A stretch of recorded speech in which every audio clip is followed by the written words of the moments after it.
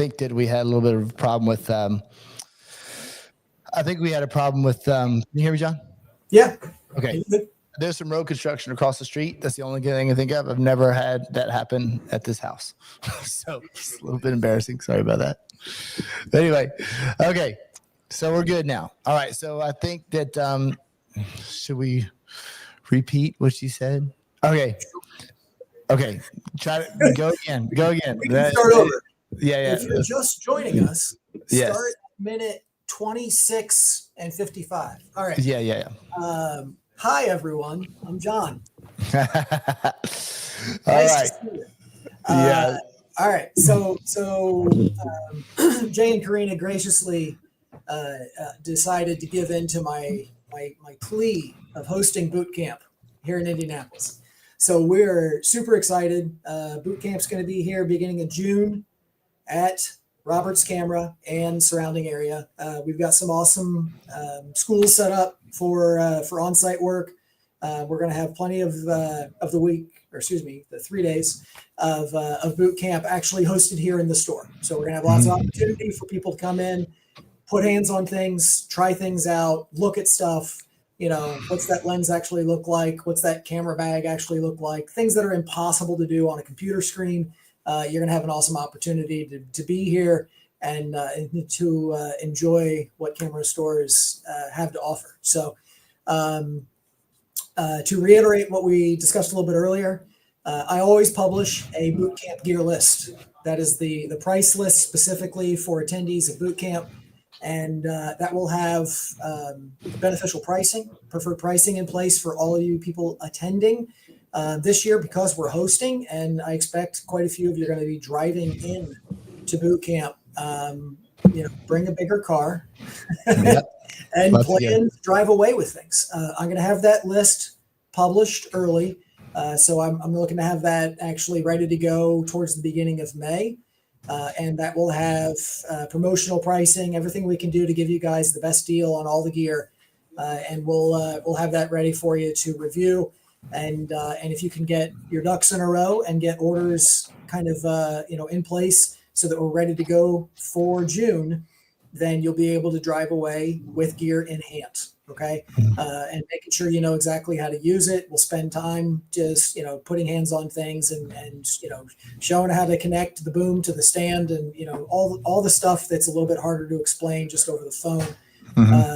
We want to spend some time with you in person and do those things. Okay. So the other thing is we do a ton with trade-ins. We own and operate Used Photo Pro, which is one of the largest inventories of used gear in the country. So we can do trade-ins. We do it every day, literally every day. So bring old gear, bring stuff that you're not using anymore, bring stuff that you want to convert into new stuff, older cameras that you've just got mileage on them, SLRs you're not using anymore, old lighting, whatever, just pack the car, bring it. If you want to send me a list of stuff in advance, I'm happy to give you estimated values, a ballpark offer on everything. Obviously, we need to inspect it to finalize the value, but bring stuff with you. We're going to work with you and make sure we can give you a best dollar for the trade-ins. You can use that as budget towards the new gear. We streamline it, make it real easy on you. So, I just want to talk to people up front. That's why we're doing this. I want to make sure that we're having those conversations early since we can do things here in the store that we can't always do, in Georgia or wherever, right? So being able to do that in advance is really advantageous, and we're happy to help you.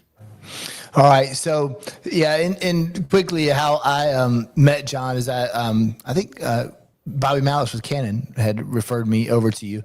And our first meeting, we talked he talked to me for like an hour and a half. We had a great conversation about gear, and I had been frustrated with the big box stores because every time I call them and I want to talk about some specific gear, they're trying to sell me stuff that I don't want and I don't need because we have a very specialty market. We're outdoors. We're on location. The gear has to be rugged. It has to be powerful, all the things. And every time I call, I have to go through the whole thing. Like, I don't want a 200 watt light. I don't want a 100 watt light. I don't need this stand because it's, not strong enough.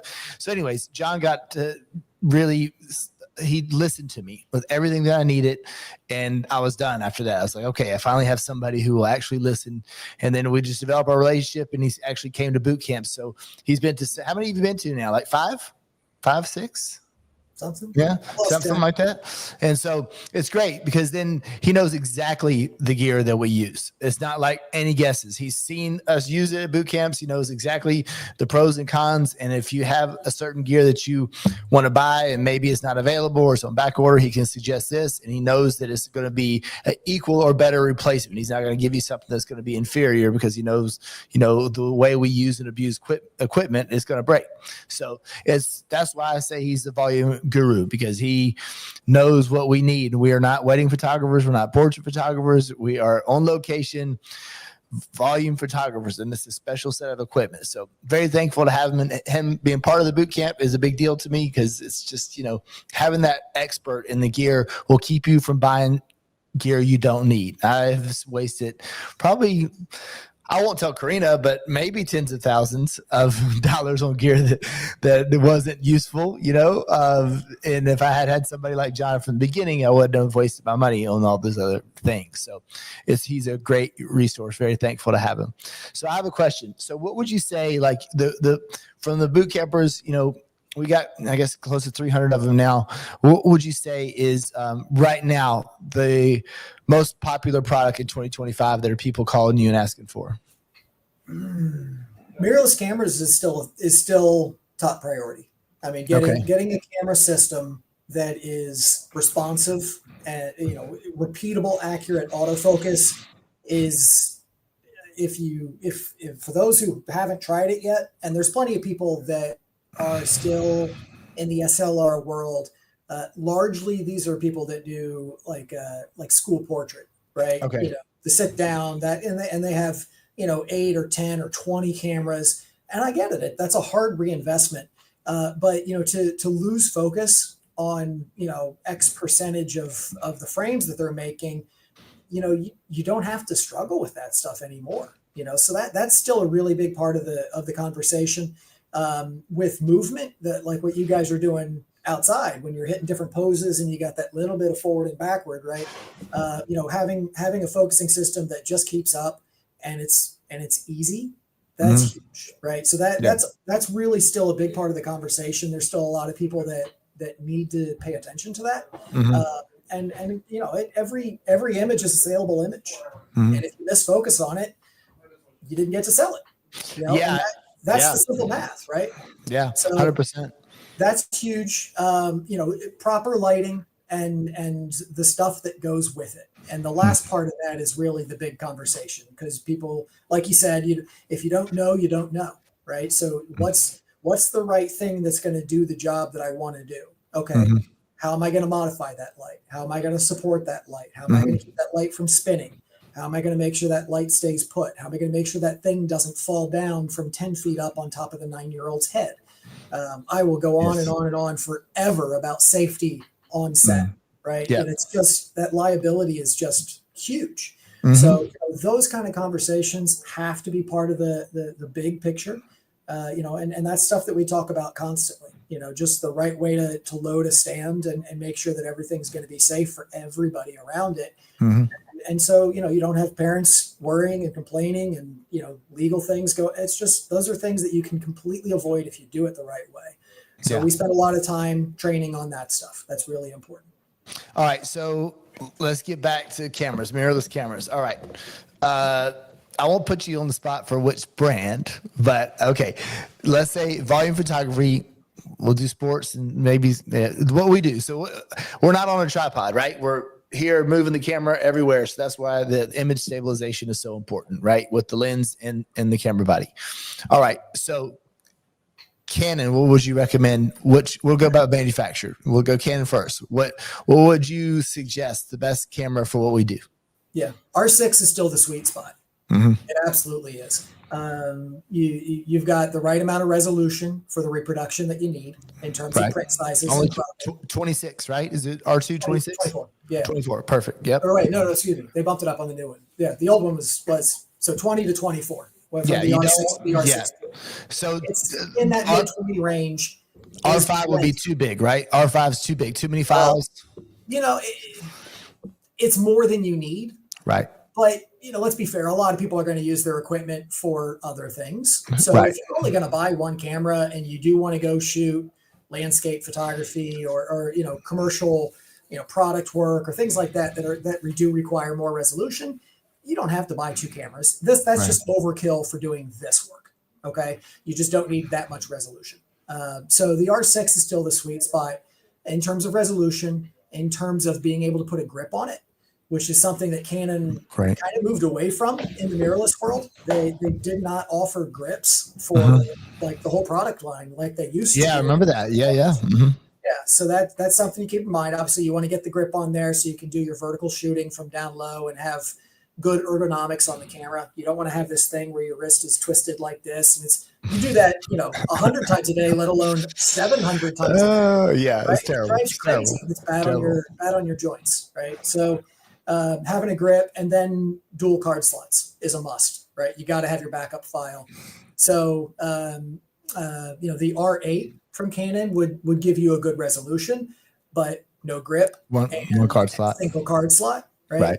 You can go down to the R7, which gives you two card slots. But again, grip is the problem there. And you're dealing with a smaller sensor. Crop and sensor. the smaller sensor's okay for doing a lot of the volume work. You still get a really nice picture quality, but that changes the lensing. So now we're dealing with kind of that little speed bump, right? So the R6 is definitely still the sweet spot. Canon continues to work to get that to a really aggressive price point where we're kind of floating, depending upon timing of promotions, things like that, anywhere from about $2,000, $2,100 up to $2,300, $2,400 typically. That's so good. That's so good. That's such a great price. I mean, to have a professional camera back in the day, I mean, you're looking at $5,000 or $6,000, right? Including the lens, and now you can get both. You can get three. You can get two lenses. Right. You can get two lenses now. Talking about the crop sensor, I started with Fuji, and I love the Fuji, the X-T3. You loved it, but it was f4, with 2.8 f4 with the crop sensor. So those of you who want to save money on the crop sensor, that's fine if you always have clean backgrounds. That's the thing. And for example, this weekend we were put in a batting cage area or a grassy area, and the background's terrible, and there's literally people standing in the background, but they're behind a fence, so we could go to 2.8, and you could barely tell their silhouette, and you kind of try to put the subject in front of them a little bit, but not having that full blur in the background would be a big problem with the crop sensor. So that's why we stick with the full frame. Okay, let's go to Nikon. Nikon was my original favorite. So what is the Nikon camera for team and individual photography volume stuff? Z6 III. Okay. Z6 III. Again, you're still at the full frame sensor. Okay. The Z5 II was announced today. So that's your entry level into today? full frame was announced today. So that's the new version of that camera. And I'll circle around to why that's important. But again, you've got dual card slots, and you want to be able to add a grip to it. So that's the problem with the Z5. They don't have a grip out for that camera. But the benefit of the second generation, and you're seeing this as we keep moving forward with new cameras launched, ever since Nikon put out the Z9, which is 4 years this year. Okay, the processing performance, the focusing speed, the accuracy of finding eyes on faces and sticking focus and being repeatable, the speed of moving things, data off the sensor onto the cards, good buffering, all of that stuff has dramatically improved in the Nikon lineup since the Z9. So after the Z9 came the Z8. Both of those are high resolution cameras. It's 46 million pixel camera.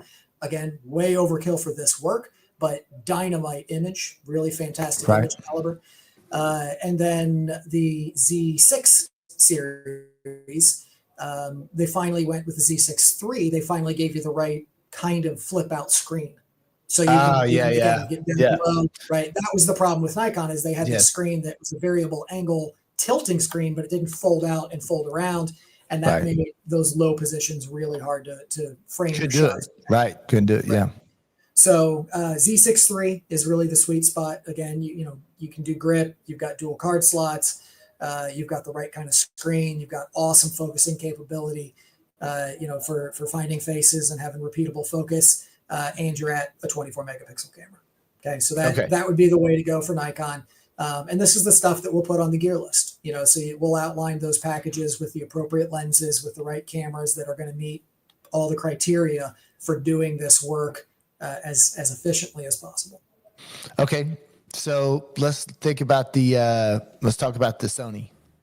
Sony seems like they came out with a camera every other week. They used to. Okay. Slow down a little bit. Okay. So Sony is A7 Mark IV. Okay.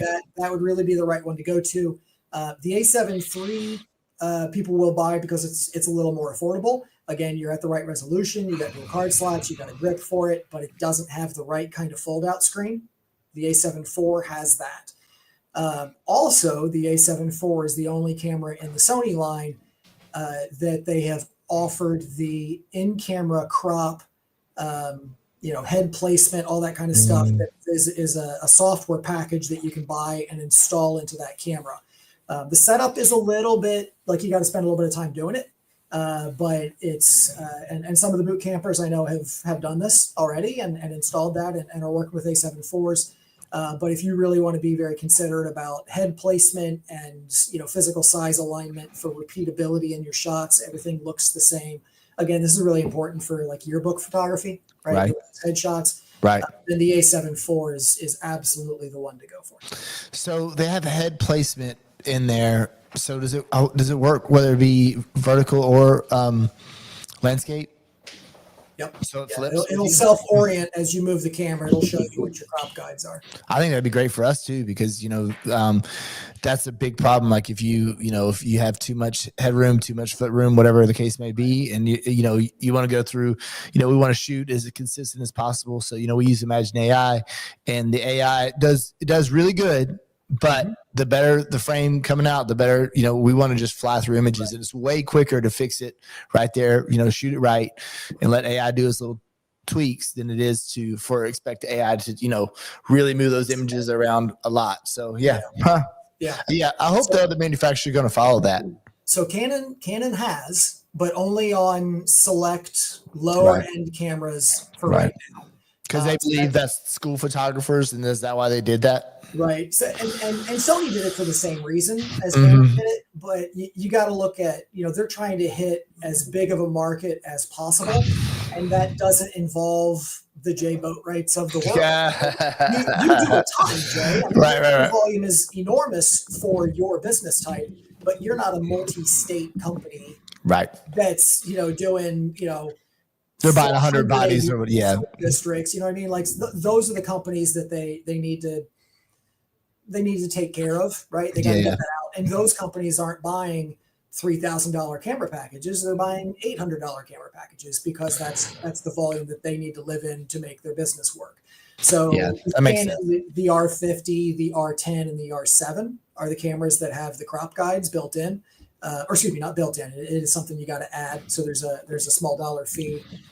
You can buy it with those crop guides pre-installed, or you can buy a stock camera and then send it to Canon, and they will install those guides for you. That's different. Still not on the R6s though. Still not on R6. I have made it abundantly clear to everyone that I can talk to at Canon, which both on the sales side and on the support side in CPS and engineering. And we've got really friendly relationships with a lot of these people. So we have their ear to impress upon them the need for this kind of stuff. They understand, and they've communicated back to Japan. Right. The USA side has communicated back to Japan, like we talked about at SPAC, Jay, that they need to understand that there's a big portion of the market that they're not paying attention to yet. So the R6 II, I don't think they'll make it retroactive to the R6, but I think they'll put it out on the R6 II. No timeline for that exactly, but that would be the next camera for them to make it available on. That's it. I mean, the good thing about our niche would be that, a lot of photographers don't know about it, and so we have less competition. But then the bad thing is like you don't get much love from the manufacturers. You're like, who buys those, right? Like there's like they're too small of a market to even pay attention to or listen to. So I get it, and I don't think there's many countries that have like sports photography like we do, like we have a picture day. Like I don't think that there's many of them out there. US is the dominant portion of that market by far. Absolutely.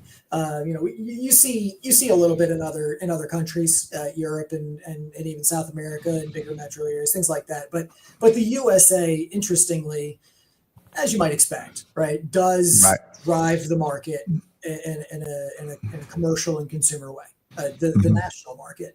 That being said, you're absolutely right. When these guys build cameras, they don't build cameras to do a certain thing in a certain way for a certain country.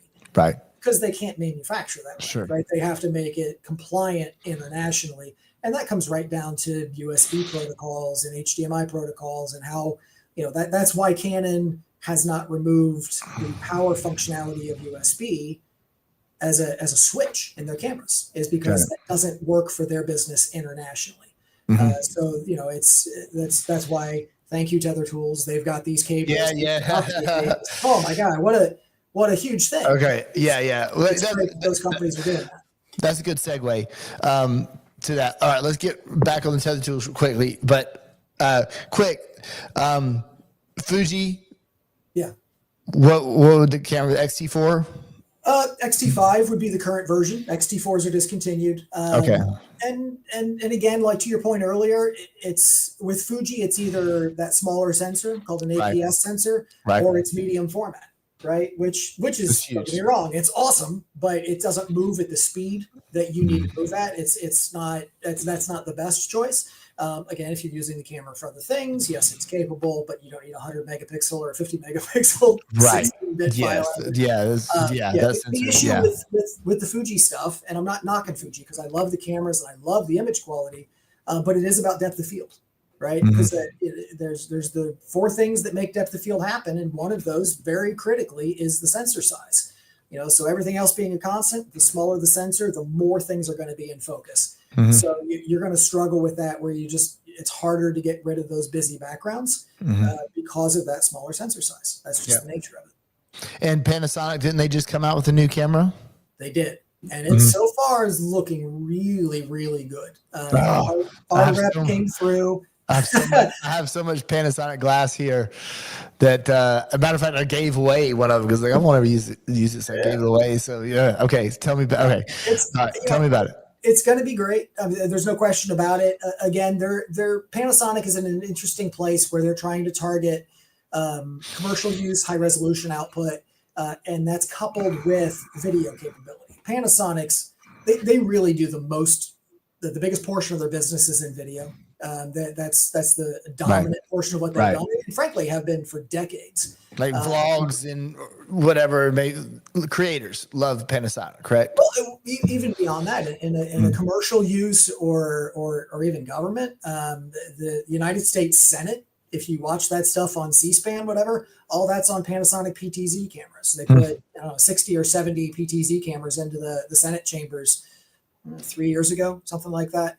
And that's the kind of stuff that Panasonic does a ton of. So all of their imaging technology is, I don't want to say reverse engineered from the video side, but it's definitely engineered with that as a primary concern.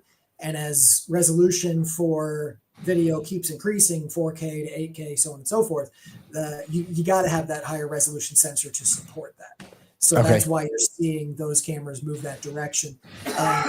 Focusing performance on the new stuff is really very good. I'd put it on par with the midline stuff from Canon, Nikon, Sony, and even the higher end of Fuji with their XH series cameras. So I expect that camera to be really good. We'll see how well it does once it actually arrives. Lensing wise, obviously always part of the conversation. The alliance that Panasonic has with Sigma and Leica is really pretty cool. That L mount has opened up a lot of possibilities for their optical solutions. So that's a big conversation, as far as what that whole platform can do. For what you guys are doing, it's not a bad place to go. Panasonic makes a good image and it's reliable focus with good sharp glass. All right. That'll be interesting.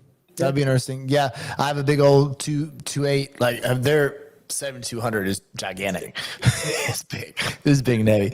Okay. So, all right. Tether tools. So tether tools, I was, I've always liked to tether doing my Instagram stuff, just the little stuff where we're showing behind the scenes and it, which I love doing, but that's not, it's a very small portion of my business, doing the smoke gels, all that sort of stuff. It's fun. It's Instagram. It gets you some, followers. It does get us some business. It is helpful as far as that goes, but it is a tiny fraction of what we do as far as revenue.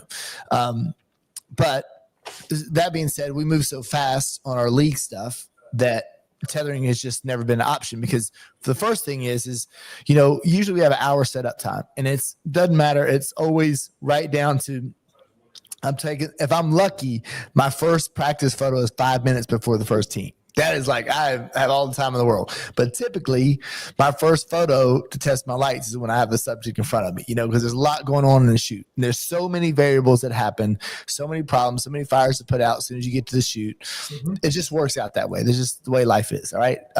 So, that being said, I never had any problem, never had time to set up tethering, because in order to set up tethering, it was like, we do it. I do Lightroom. I have to create a folder and I have to do this, that, and just you plug that tether tools in and you just pray that it starts tethering. Right? Just pray. Will it work? And so I was like, there's no way I would do this on a volume shoot, because I'm not going to spend the time and try to do it. And then, it's going to drop connections all the time. So I guess tether tools came out with a new, what's it called? Gig.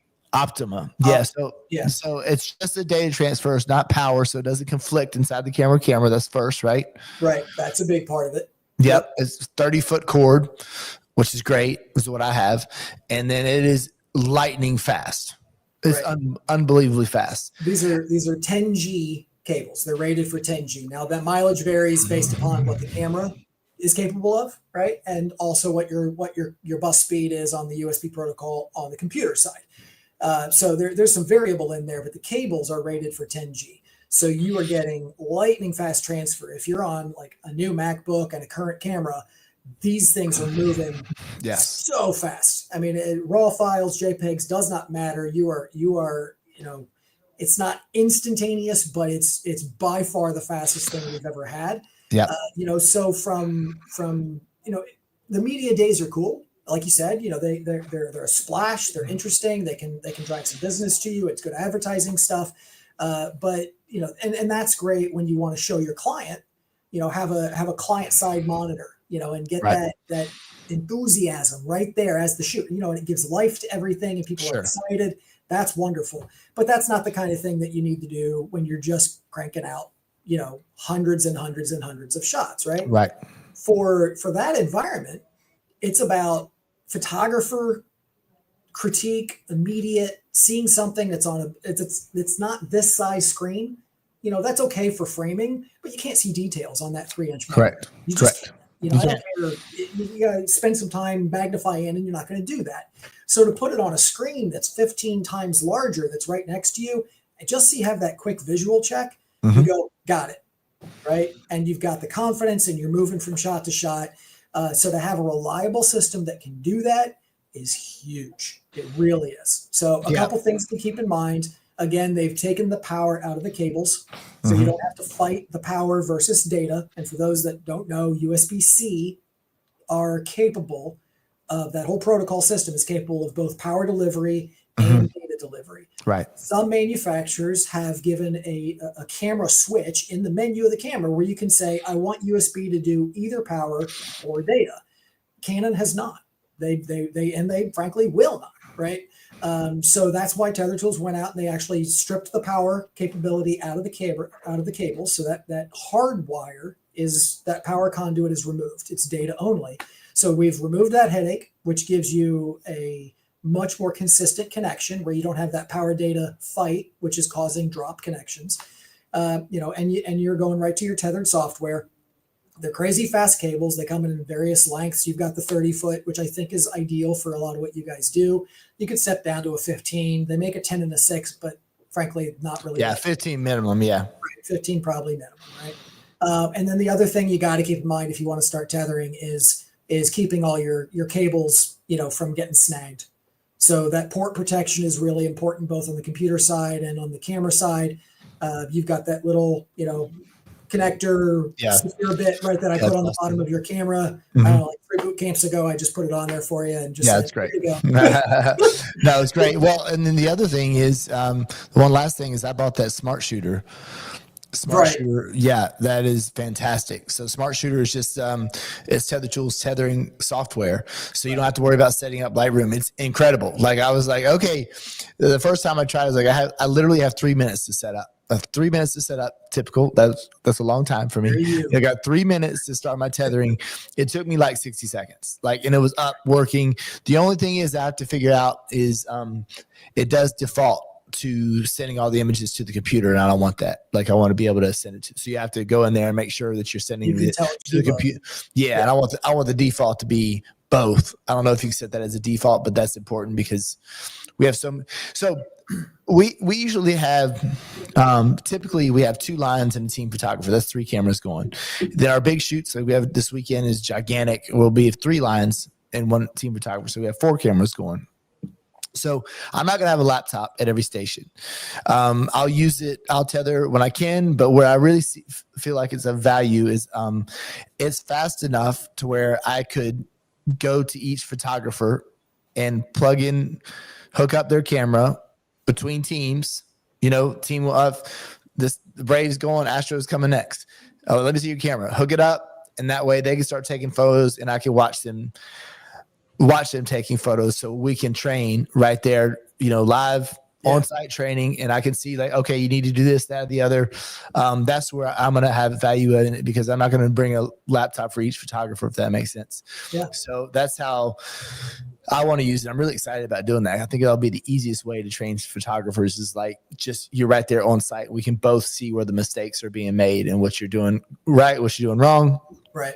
But like you said, going back to where you can't see everything, I can't tell you how many shoots we've been to where we've had a piece of trash or a leaf or whatever behind the subject. You're like, oh my God, we're going to have to take that out of every photo. We just had 500 photos and we got this piece of trash right here, So yeah, it's beneficial. So if you're a one-man volume photography studio, I think there's no reason why you would not use it. The only drawback that I see right now is I love to take that from the ground horizontal or landscape orientation.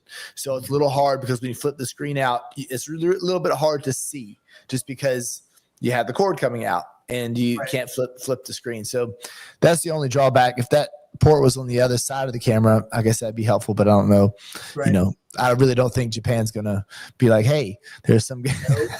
They sure won't. No, don't think they're going to do that. But yeah, it is. Yeah. So I'm for tethering now. I'm for it. Like if you can make it work for training or if you're a single photographer, I think it'll work really well. I like that idea with training the staff too. I'd be interested since you're going to start implementing that, what, if you keep track of with newer photographers on your team, right? How much faster that's getting them to a place where they're just really consistent getting those shots dialed in. I'm curious, is that really going to lessen that time? Keep track of that. That'll be an interesting thing to measure and go back and look at. Yeah, because typically what we have to do is provide feedback after we've edited the photos. Right. It's already done. Right. You know what I mean? And even that is hard to explain to them. Like they don't even believe do it in the moment. Yeah, it's gotta be right there. Are you sure? I don't shoot with the head too tight. My photos are perfect. You don't really. So yeah, I think that'll be really good. Okay, so we're at an hour with a 20-minute break, but I do want to ask you. Let's just quickly. My hot topic, I guess, right now would be the Westcott Godox. What are you finding that the 800 is moving, or what's the situation there? The 800 and the new 400, they sell really well. Okay. So, from our side, we look at demand on a product, how much people are looking for it. Obviously we see the sales data, and it's a popular thing. Westcott's really cooking. They've got an awesome new platform. The generation 2 on the 400 While the original 400 was very good, the Generation 2, getting everything on the same battery platform, huge, big deal. absolutely huge. And that it's lithium ion instead of lithium polymer. So your charge times are faster, your recycling time is faster. That's made a nice difference there too. So, everything together, same battery, the transmitter. Yeah, we're working on that. Hopefully we'll have some good news in the near future about something for that. No promises, but it's and I guess this is a good way to segue to this. Working with a brand that pays attention, listens to their customers, and then actually brings new things to market that meet those demands. That is so rare. Yeah, 100%. It's really, really scarce to see that actually happen. It's just awesome to their main product guy, Brad, I've known for it's great 16 years, and he's good people, and I can pick up the phone and just call Brad and say, hey man, these are the problems we're having. He goes, thank you for that. Thank you for talking to me. Right. I need that feedback because I just want to keep making it better. That's like his life's mission. He goes, I'm not going to bat 1,000 on everything, but if I know that I get another swing at this thing and I can make it 5% better, I'm going to do that, So when you've got that kind of partner with the gear that you're using, man, it's huge. That really makes a difference. So I can't say enough good things. I will always say the best things about Westcott from a personnel standpoint. They've got really wonderful people. They care and they want everybody using their stuff to have an awesome time using their stuff. They want it to work. There is nothing that's perfect. You've been through how many brands of lighting, how many brands of soft boxes, like you've tried every camera brand, nothing is absolutely perfect. So we're always working to refine and do the best that we can. I think Westcott's got a really great position on being able to offer equipment that's going to do this work. I know you're putting the 400 and the 800 spring season this year. So, let's wait for the verdict to see really how well it does throughout the year. Look at what the problems are, look at what the successes are. I'm really curious for your feedback here, come summertime to see what that really looks like. The Godox stuff, we all know the issues that Godox has. It's production, it's quality assurance stuff, it's quality control on manufacturing, it's supply chain problems, it's misfired stuff. There's been quite a few people just in the last 2 weeks that have been commenting in the Bootcamp group and other volume groups going, hey, I can't get these things to work, paying attention to radio frequencies and the build quality of things. This is super geeky, techie stuff, but when you buy a trigger for $40 or $60, it is, how much do you think they spend making that thing, right? How many radio transponders? What's the cost of that thing and the resiliency of that thing inside of that $60 trigger? And you spend a few extra bucks and you put quality materials into that thing, right? Yeah. And you go, and that makes a really big difference. When you spend a few $100s more, you get the fit and the finish and the really nice responsive touch on each of the buttons. You get confidence in what you're doing. And that's why we still look at that Profoto trigger and we go, man, thank you. Nice. That's I knew. Yeah. How old is that Profoto trigger? Is it fairly new? It will be coming up on the end of 2 years this June. Okay. So it's fairly new in their lineup too. Right. Yeah. And it replaced a trigger that they had in the market for ostensibly almost 20 years. Wow. It was the original Air remote came out in maybe like 2007 or something like that. Right. And they didn't really make a lot of changes when they came out with the TTL version of that remote. They just gave it more software and control mechanisms internally. So the Connect Pro trigger for Profoto was a huge reinvention. One of the very simple things it did, which would solve a lot of people's problems right now with radio frequency interruption, is they gave it 100 channels. 100. Not 4, not 12, not 16, not 20. They gave it 100 channels. Wow. So this is something that a lot of people don't realize when you talk about radio frequencies. If you got a crowded or polluted radio space, moving from 4 to 5 isn't enough. You got to get outside of that radio block of frequency that's causing the problem. and that's usually a 20 plus channel jump. Oh. So if you got 100 channels to choose from, you know, you can go from 20 to 70, and you're probably going to get away from the problem, right? And that's a huge benefit. So I mean, Godox does what, 32 channels. Westcott is, I don't know. Yeah, I'm not sure. Something like that. So that's the norm. Frankly, Profoto kind of went above and beyond building theirs the way they did, but they also build it for large studio e-commerce. Right. You know, when they've got 40 bays in an e-commerce platform and everybody needs to be on different triggering systems, right? There's a method to why they did it, but it's a nice advantage for working on location when you've got a lot of radio traffic. Interesting. Yeah, I mean, Godox, they seem like they were like Sony. They were coming out with products all the time. It seems like that's slowed down a little bit. I haven't seen anything really new from their side lately. I don't know what's going on with that, but I am enjoying using the Westcott. It's not quite there yet, but they're, like you said, I'm pulling for them though. Like I want them to win. You know, like I definitely want them to win. Once they get all the little stuff figured out, transmitter's so important to me because I'm changing power all the time, cutting lights on and off, changing power. That's just what you have to do when you're outside. And so, as soon as they get a transmitter that's going to be lightning fast and feel like that Profoto, then, and the battery thing is amazing. That's like the best thing. Yeah, it's a huge thing. And, I don't know, maybe they'll come out with the touchscreen or something like that. I mean, wasn't a big fan of the touchscreen and that little Godox thing. I had to use it the other day, and I forced myself to go through a whole shoot with it. It wasn't bad. I actually kind of liked it. And especially we went to, had a shoot where it was, evening shoot. So there was a quick transition between, we had, filters on or ND filters on and at a high power. Then we had to keep reducing the power of the filter, then reducing the power of the lights and playing that game. Then you take the filter off. Then next thing you know, you got to really lower the lights, and then you have to, decrease your shut. So it was a lot of moving parts to get that, that hour, to get the optimal sky for an hour. And having a transmitter that can move quick with you, that's easy to move the buttons, is really good. And it was pretty responsive. So I'm hoping Westcott's going to come out with something like that it's going to be that can compete. And if they do, it's going to be a whole different conversation. Yeah. And real quick, I want to talk about what you just said. Volume, everyone wants just like, predictable performance. Here it is. We're going to stick to it. Here's my recipe and we're good, right? And when you've got changing scenarios, outdoor shooting, cloud cover, bright sun, super windy, things are moving fast, golden hour, you got to keep up with all of that stuff.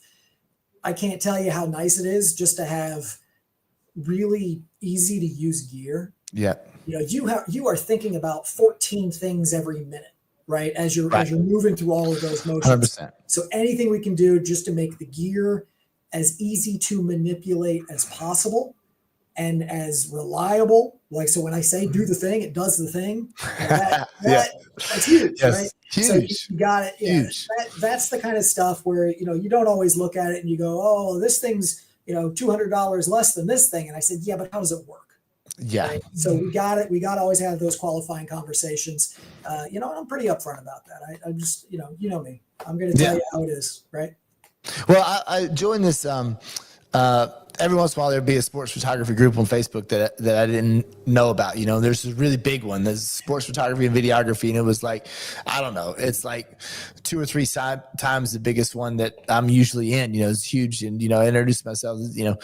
And I put some photos up, and it got a big response. And it's as I'm thinking about it, I was posting the post up and getting a response, and it's just. The photos look very simple and clean, super simple. It's just like you can hardly tell there's a flash on there. For somebody who a parent looking at it, they don't really notice that there's flash going because it's, just subtle, shadows and textures in the image. And it looks so simple, but it's so hard to do.